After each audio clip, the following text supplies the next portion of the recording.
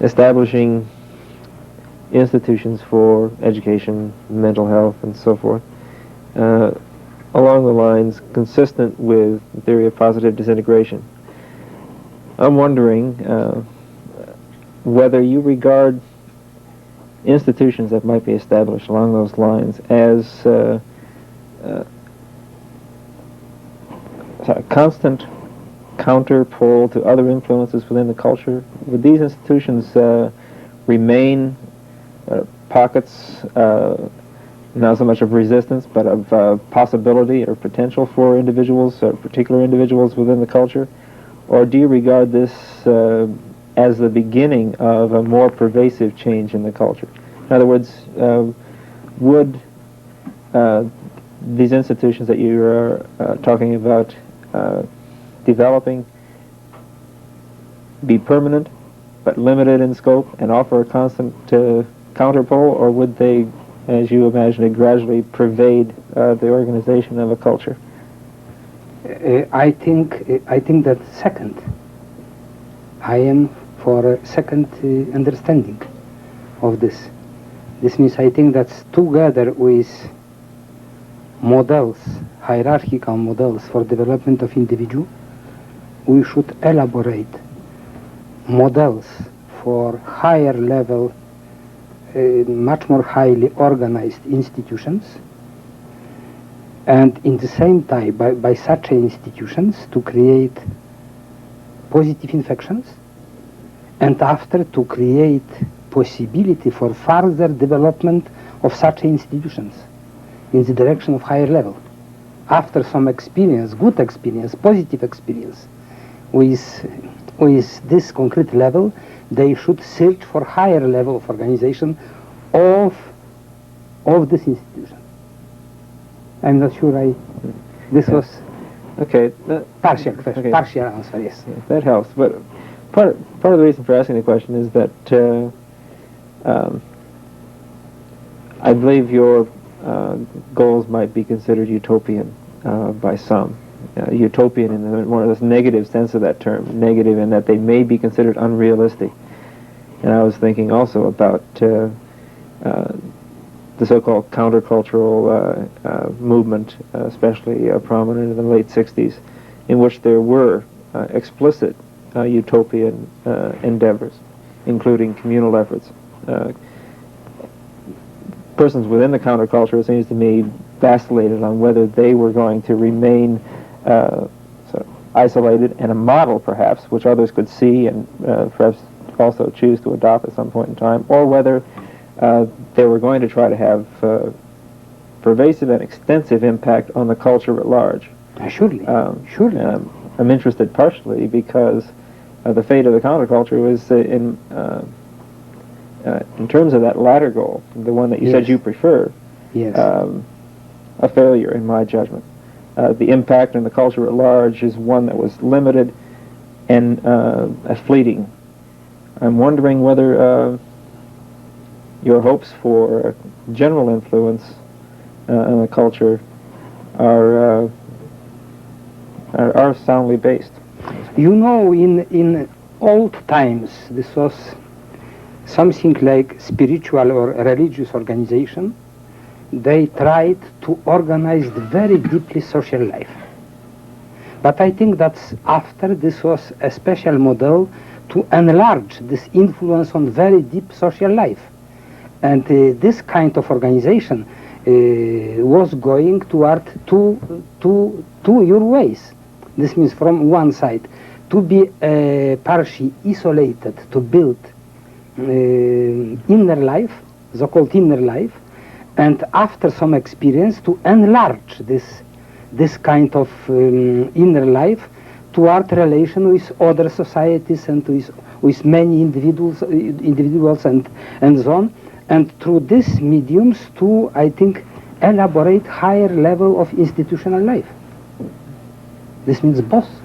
And well, excuse me please for one moment. Well, we use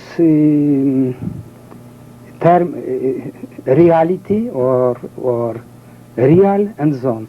In my opinion, like in relation to others phenomena, reality means reality, we can approach reality from the multi-level point of view.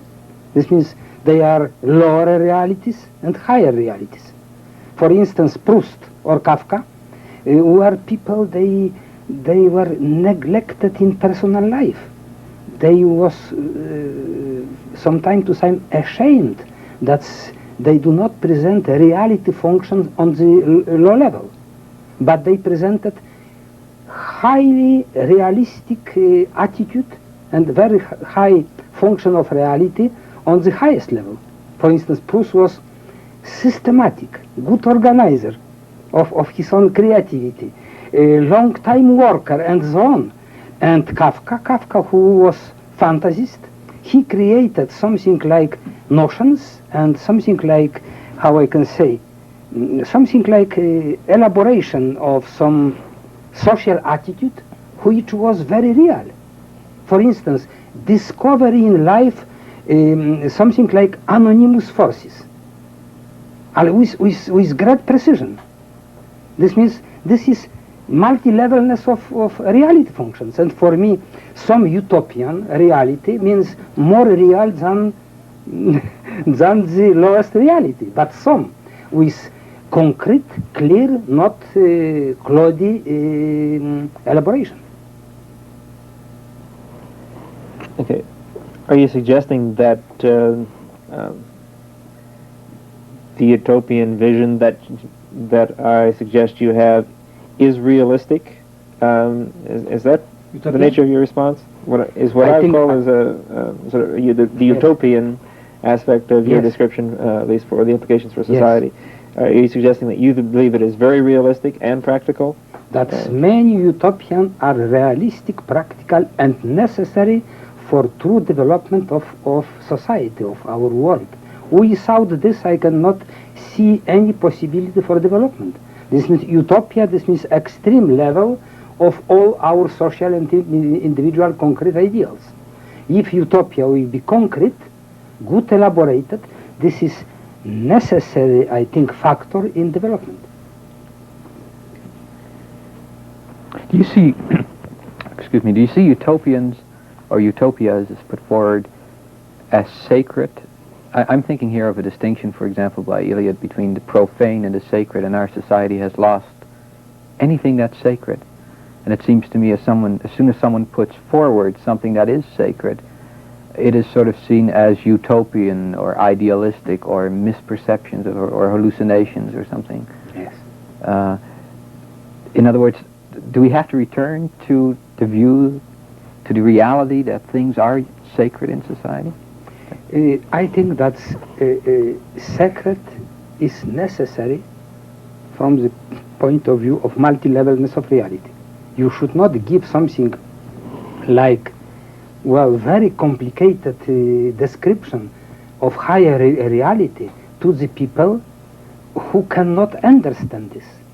But this not means that you cannot give with special preparation, adaptation, adjustment, all factors in this secret high level of reality, but some adjusted to levels. Some things will remain secret, yes?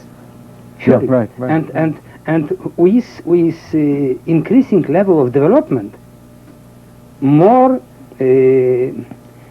will become not secret for people. More will become not sacred. Yes. With increasing levels of development. Yes, surely. I see. So sacredness. Are you then saying that something which is sacred is at a lower level of? No. Never. I'm sorry. Never. That means with increasing of culture of people, some part of secret, if you permit me, science or knowledge, right, okay. will become non-secret. Oh, okay, right. But our perceptions of for example, particular ideals, in the concrete sense of your theory now, they might well become sacred. In other words, things we presently consider to have of no value, let's say our appreciation of our environment is almost profane, or has been, as we're beginning to realize.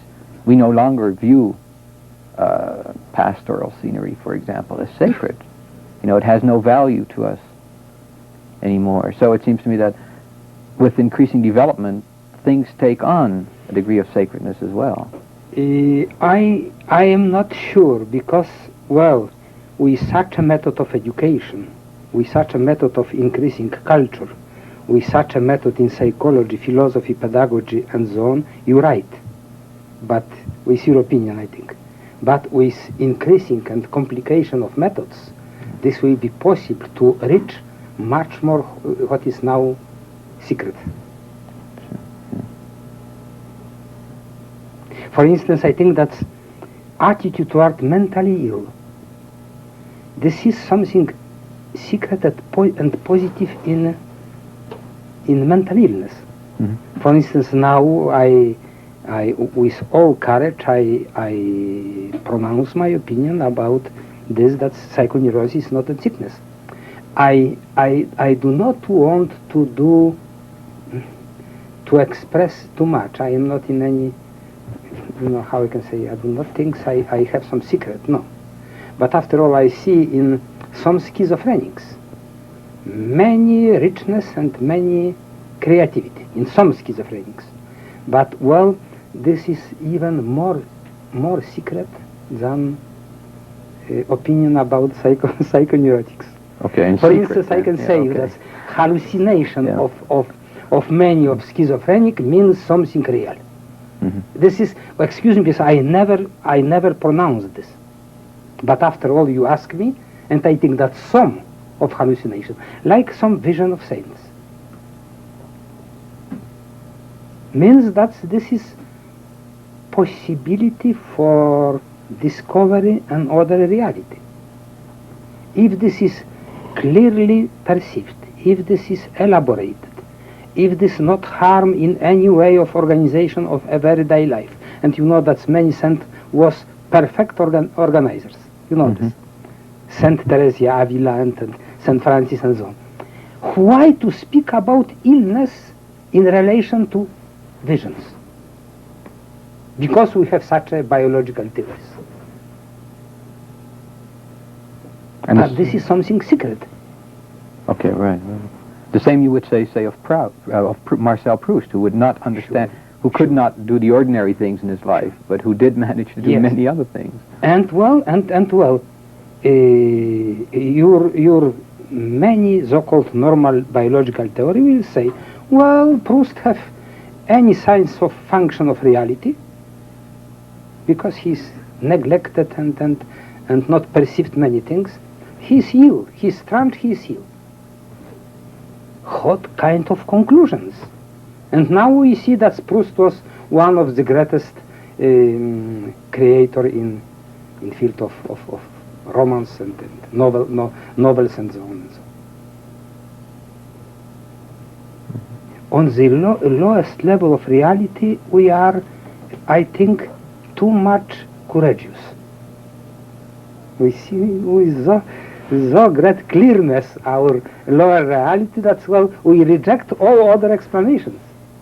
What, the strength of low-level development, it seems to me, is a natural extension of aggressivity or self-preservation. Surely. What at higher levels of development, in order for the type of institutions that we've been talking about to make any breakthrough in our society, where do people at that level obtain their power?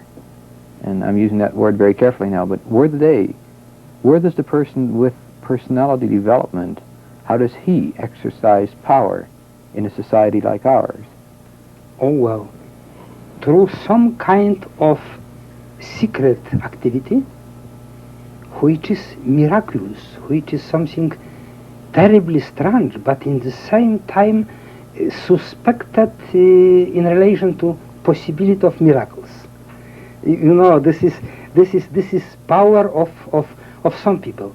Jeanne d'Arc was, well, how I can say, at time of dying, was courageous, and many people have seen this and thought, well, this is something extraordinary. Perhaps this is somebody very miraculous.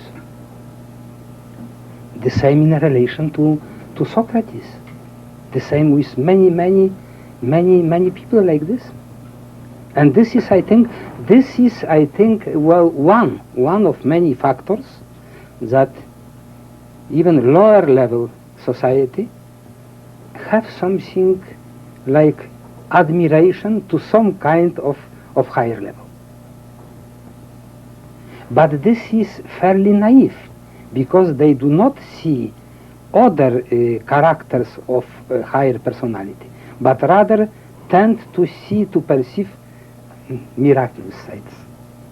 So on a sort of lower level, we talk about magic or ritual. Yes. But at a higher level, there's also that unknown. There's also the hope for... Surely. Well, you know that in the so-called secret science, people differentiate between black magic and white magic and so on. And they perceive something, that this is something like strength, like power, but on different levels. That black magic is harmful and fairly primitive, and well, and high level of magic means something like miracles of saints. After all, Christ was treated as a very great magician by some groups, but they could not understand this magic. This also have had almost nothing to do, the lowest level of magic, with this level of something like miraculous attitude, high spiritual life. My concern, I believe, is that if I understand you correctly, you're saying that the power available to the more highly developed personality is the power of being a model, inspiring others around him to possibilities for themselves that they may not have previously recognized. I'm concerned about that, partially because I believe that many people are almost identified with their resistance to suspicion of and frequently aggressiveness toward those same models. I'm wondering whether it is healthy, even in terms of survival, to regard that as a sole source for the power that a developed personality may possess. This means in the way of models, yes? Yes. But I think that besides of action of models, this is something like special power in higher developed personalities. This is in harmony with models, but well, model could be fairly clearly defined, but this is some power, like we discuss magical power, but of a higher level, which is represented by some model attitude. For instance, courage. In condition of very great danger, people like this have not feeling of very great danger for themselves. They present attitude to help others and to be independent from actual conditions. This is opinion of many people, that the so-called nervous people, very nervous, very sensitive, are present very high stability, courage and independence in the condition of danger. This means this is something like model, but well, not clearly describable potential, which is represented by something like courage, like independence from instinct of self-preservation, like empathy, which is higher than instinct of self-preservation, and so on. And this is very common in such a people. How likely is it that you would find a revolutionary who is a highly developed personality? I'm thinking of the possibility that there may, in your judgment, be some basic inconsistency between being even a militant revolutionary under some situations and being a highly developed Yes. personality. Yes. No, you know, excuse me please, that this is rather field of religion, but you know very well what was opinion of Christ toward people, they are aggressive. Saint Peter, Saint Peter wanted to cut somebody, and then he told, Christ told to him, who fight with sword will be killed by sword. This means I think that this is perhaps some kind of the highest level of aggressivity, but in completely other forms, without harming externally, without war, without killing somebody, without doing harm for somebody, and so on. Okay. And this is even a law. For instance, all higher level of personality presented such attitude, partial or global, but always. So you're suggesting that at the highest levels of personality development, the individual is likely to hold other life sacred regardless of his antipathy toward what that other person may represent. Is that right? Surely and clearly. Does this hold even in extraordinary political circumstances, such as, I can imagine at least, those in Germany, pre-World War II Germany? Mm-hmm. The same would be, you'd have the same judgment there. Not Even surely. if violent acts at that point in time may have prevented World War II or the Holocaust that followed. No, I You did think not that understand it your would opinion. have Excuse me, been please, inappropriate then? No, I did not understand this. Oh, I see. Okay. Please, would you? I'm suggesting the possibility, and it's been suggested before, that had there been greater resistance and military aggressive resistance to Hitler before Yes. World War II, Yes. suggestion has been made that a large number of deaths that followed as a result of World War II may not have been necessary. And my question is, would someone of higher levels of development still deem that unnecessary? I think so. I do not accept that people or society on the highest level could do aggressivity with killing others, with war and so on, with something like imaginative or fairly real meaning of prophylaxis through this aggressivity. I do not think so. This will be always some mediocre level of politician, mediocre level of army men and so on, who will do this. But this will be never done, for instance, even with many negative traits by such a man like Gandhi.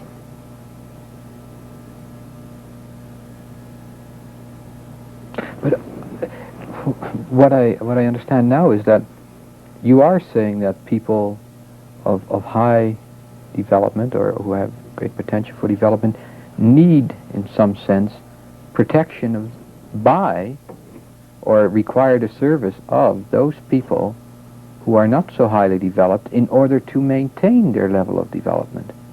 Surely. Or maintain the level of development of this group of mediocre people, yes? No, maintain the development of people at the higher levels. Almost in Plato's sense, where you have those who have attained a level of development, Yes. and then you have the soldiers surrounding them, making sure that we maintain this group of psychoneurotics who... Surely, but in opinion of such a people on the highest level, the army who protect them is not necessary. You know the name of Ben-Hur. This will be the representative of Israelites who wanted to give help to Christ and to prevent his crucifixion. And Christ did not want this. This is characteristic. This means the highest level of personality will reject even such a prophylaxis and such a help. But perhaps people on the very high level, but not the highest one, they will need something like this. So the people at the highest level of development are likely to accept their own self-sacrifice as Christ. Surely, because this is a religious and theological question, but this is the problem of my kingdom is not from this world. This means that I am so saturated with a higher level of reality that any help in this reality is not necessary for me. This is something from the highest level of people. I'm wondering, you talk about higher levels of development in individuals. Can we apply fairly those same terms to groups? We talk about a group or a society that exists at a higher level of development. Sure. We can talk about a group at level 1 and level 2 and so on. Yes. Well, you see group of murders, of something like the lowest level mafia. You have this group of psychopaths. They are in very good organization, like a clearly defined psychopathic personality, but in a group. Also, intelligence subordinated to egoistic and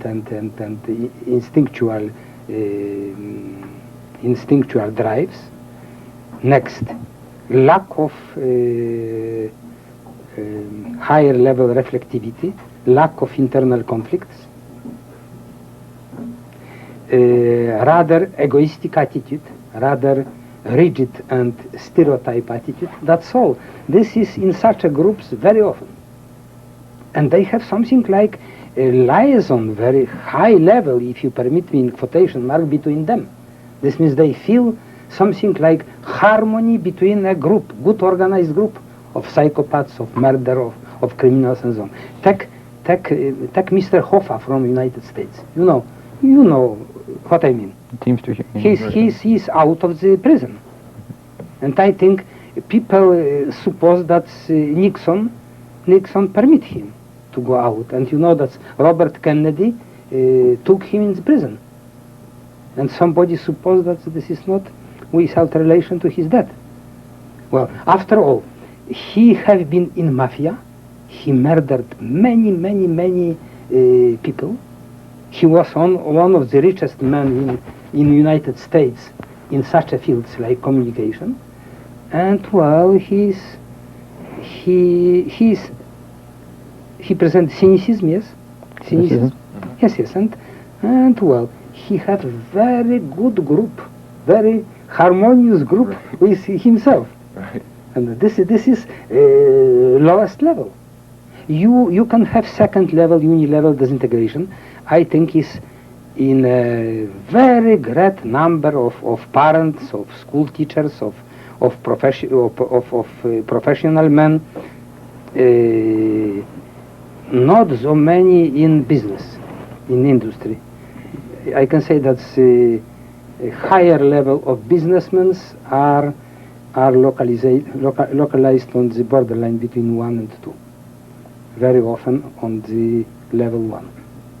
A higher group then might be characterized by more dynamism, less unanimity, more of a disintegration, so that they might grow and develop. Yes, sure. For instance, good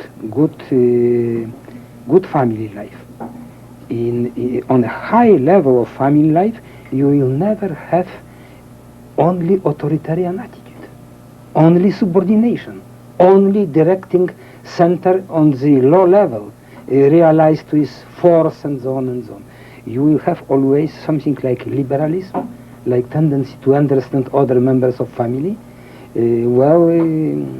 not harming others, but to have something like authority coming from understanding of necessity of some authority, not coming from the father or mother, but from the child and from adolescence. This means through persuasion, through discussion and so on and so on. And this will be characteristic with some conflict, hesitations, like in individual. This will be characterized by second level and borderline of 2 and 3.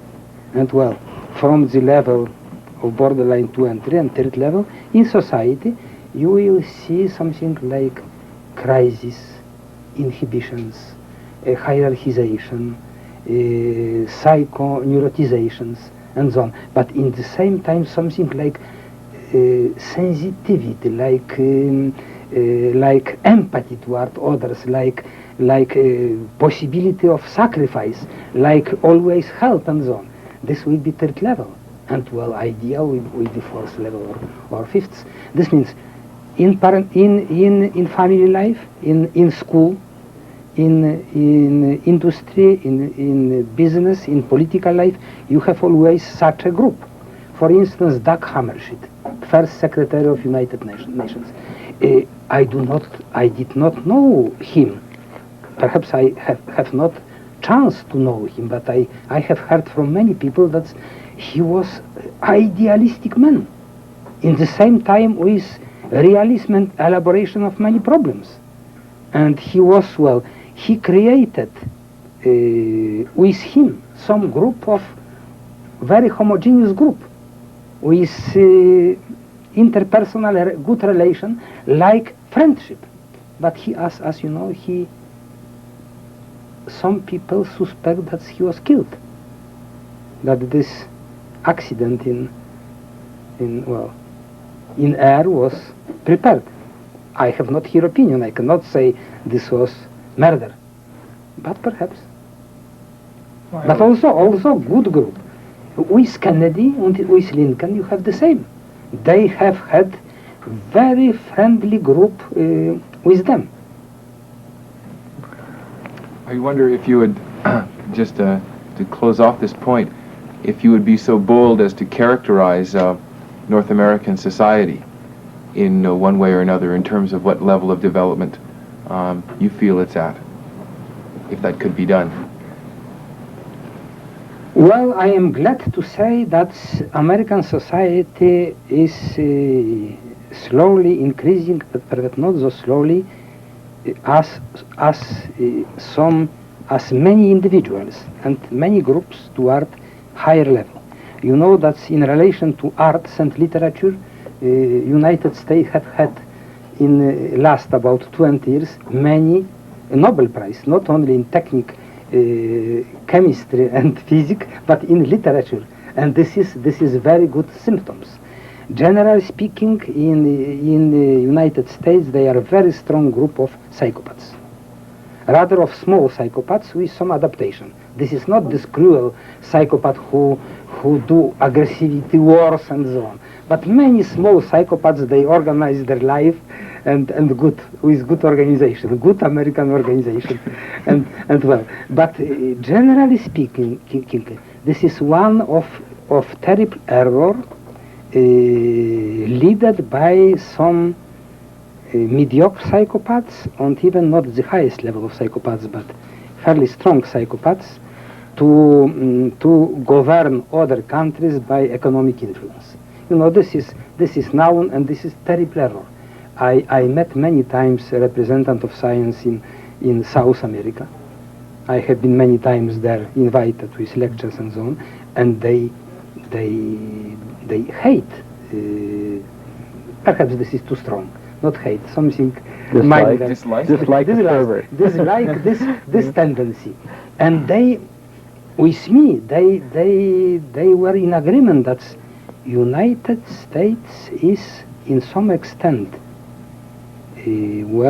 have mostly of basis to lead humanity toward higher level of personality, individual and social. But because of this tendency to buy some sympathy through money, by this economic influence, by something like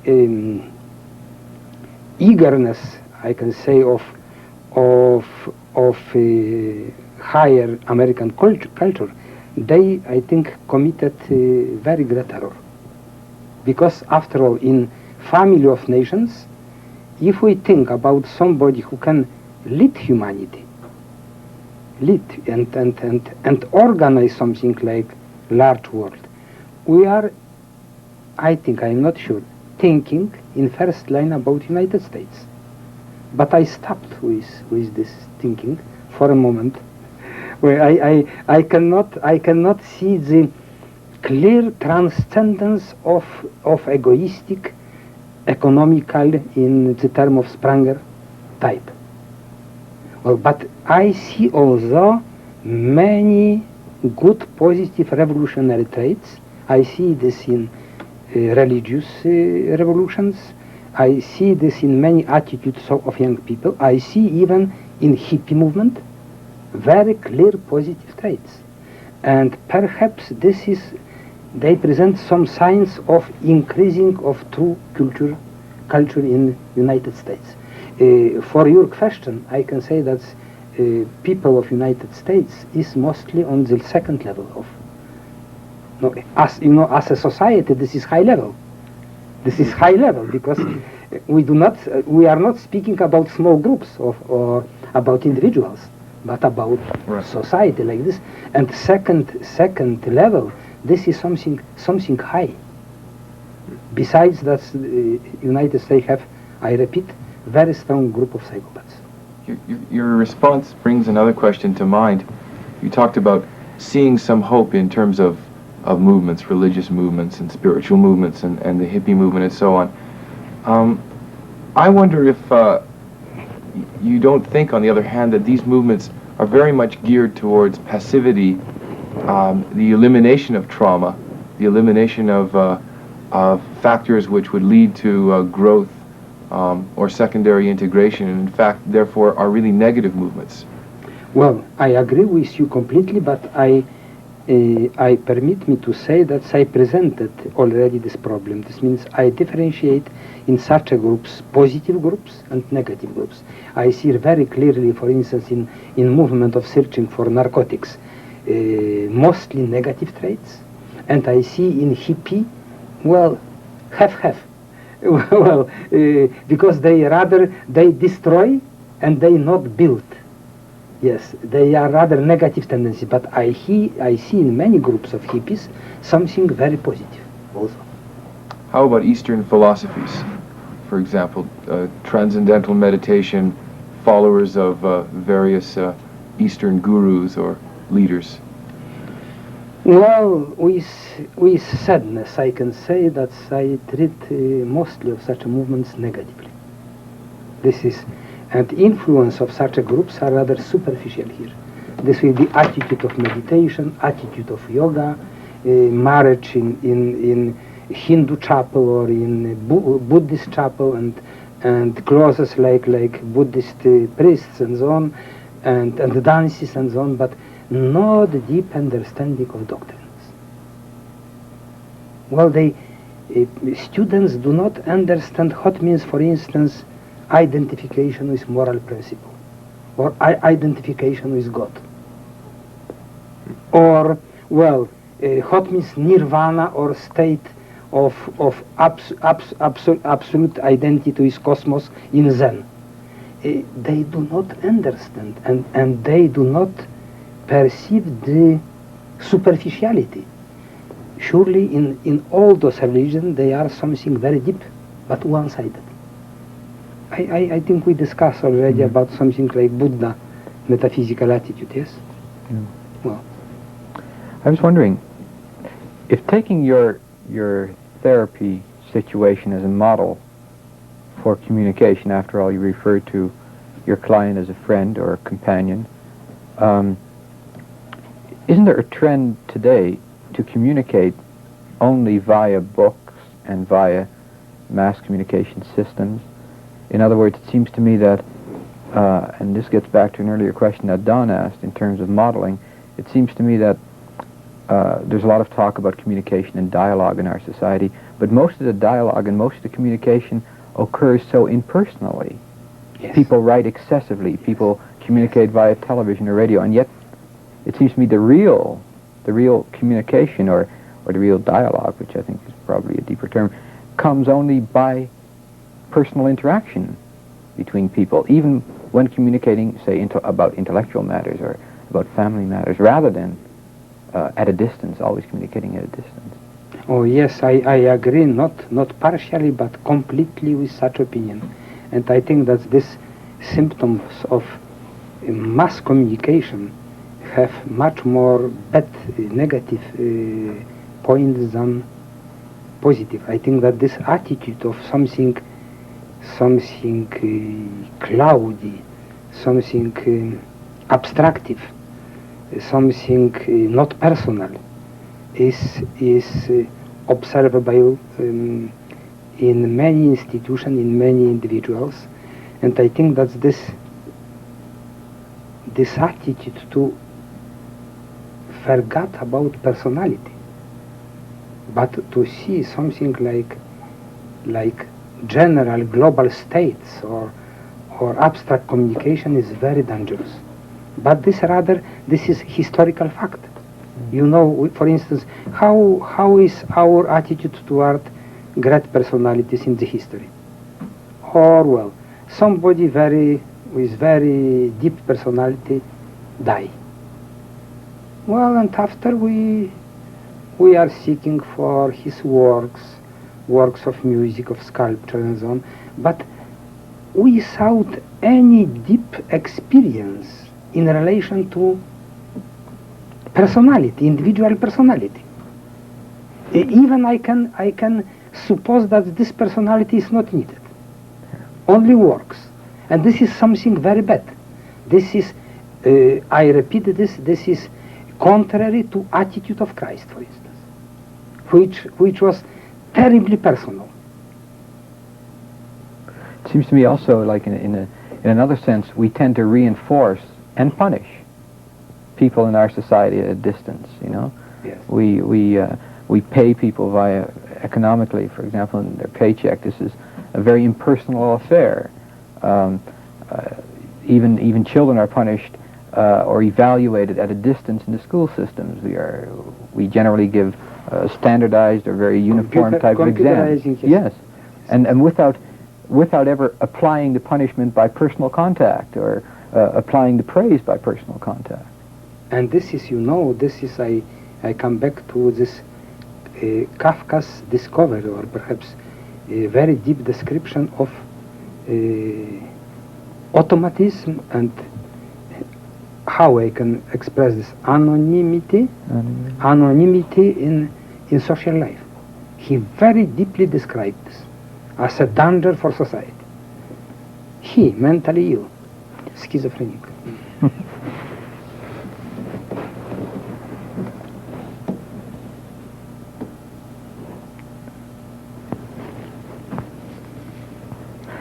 I have a sort of question that's not related to what we've been talking about, I think, directly. But that is, or maybe we have mentioned it, but that the whole process of growth, of development, is has such universal tones. One finds it, for example, in the dreams that Carl Jung discovers, in the myths, in, say, a comparison would be the journey of Siddhartha, for example, even of Christ. Isn't there sort of the fact that you're dealing with something that universal or analogously universal,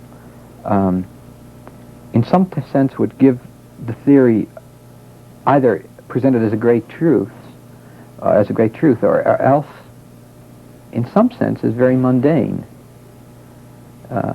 I could sometimes get the feeling perhaps it's mundane. What is mundane? Sort of common, sort of. I don't want to use the word trivial, but common. Yes. Yes.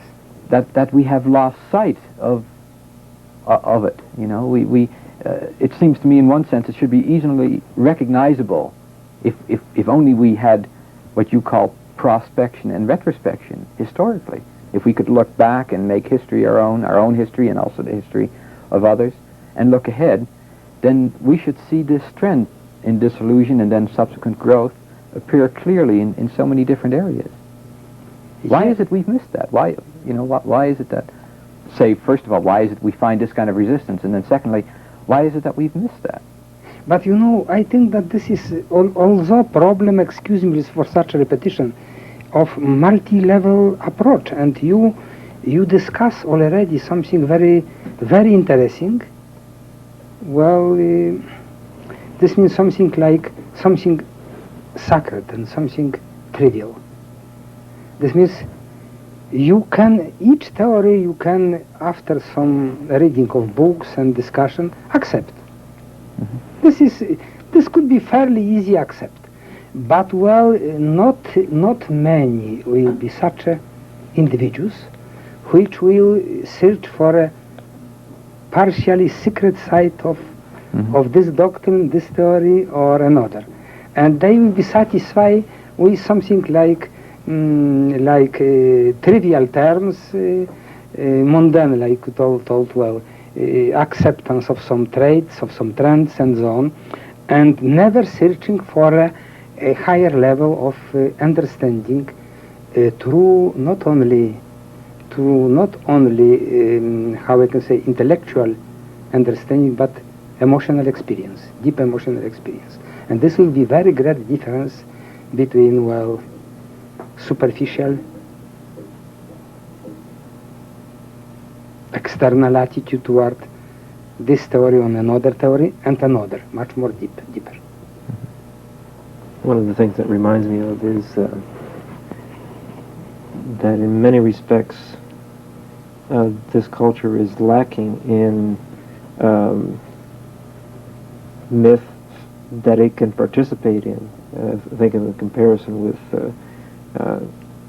early Greek cultures in which the myths that were being dramatized in the first theaters were myths in which they sort of actively participated and somehow recreated in their own lives. There's little opportunity for that kind of thing in this culture. As you just described it, frequently those myths are something we understand at a distance, and I'm thinking also of the aloofness from that exists in an audience's attitude toward drama, frequently, at least. I'm wondering whether in the religious realm or perhaps in the realm of the arts, the possibilities for development are in part linked to this ability to participate in some myth which is also greater than self.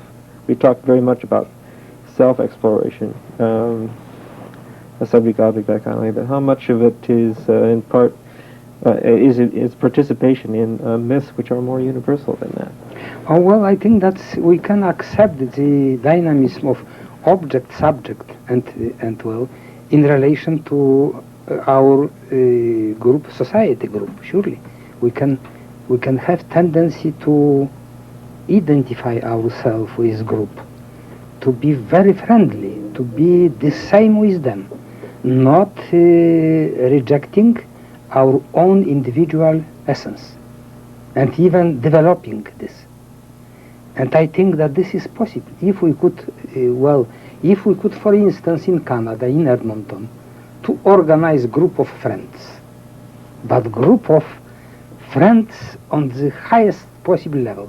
You know, I believe at my age, which is, I'm not young as you see, I believe completely in a possibility to do tremendous spiritual positive revolution.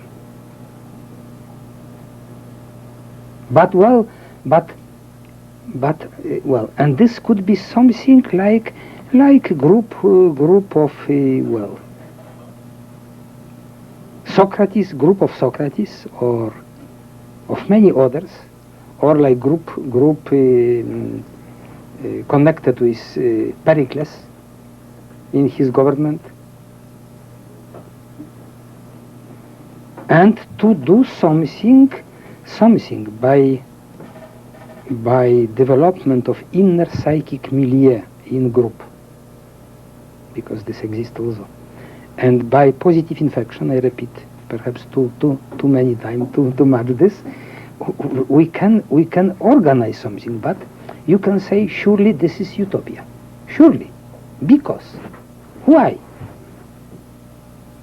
Because, well, one day you can think about and even have basic needs and to organize something, and after you meet another people, they speak in another way, and you have many other needs and business, and you forgot about this, and in meditation you come back to this, but you have not, I do not speak about you, about all.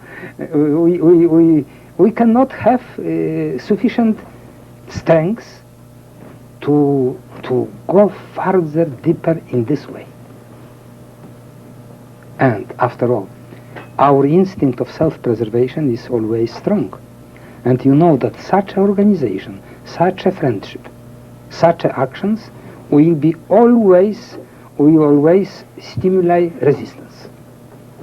After some weeks, some months, some years, this will be very much more larger group of resistance.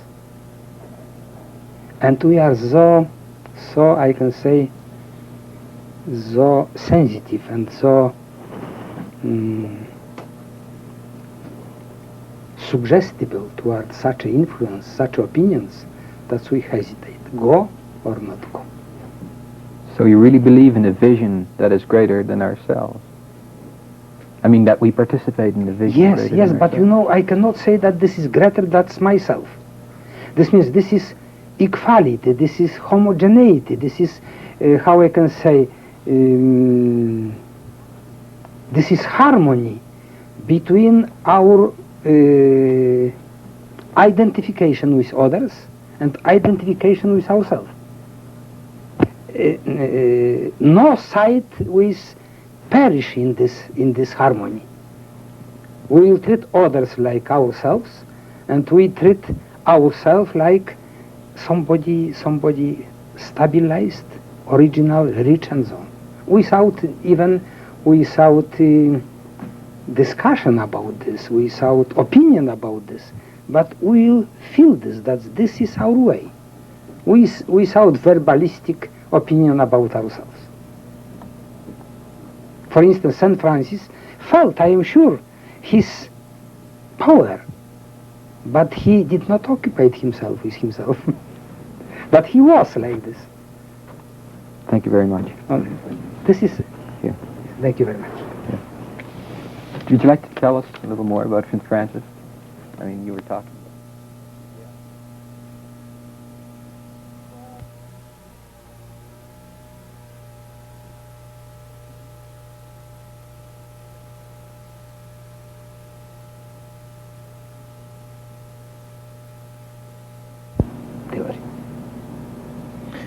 One other question.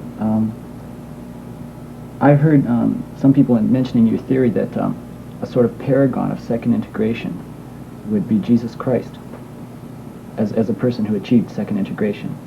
Is that true? Yes, but this is, you know, this is difficult to discuss such a problem like personality of Jesus Christ. From time to time I speak about this, but perhaps he was on the much more higher level than secondary integration. This means I agree that this could be something like higher level of development than secondary integration. Only from the empirical point of view and until now existing methods and my methods, I cannot reach to understand all such levels. This is possibility. Thank you very much, Dr. Dabrowski. Thank you very much.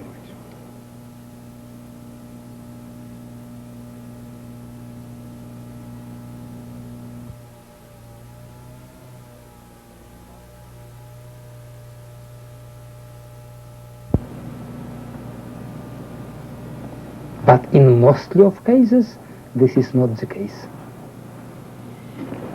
Another question that's sort of tangential to it, but you've spoken about groups that are very important in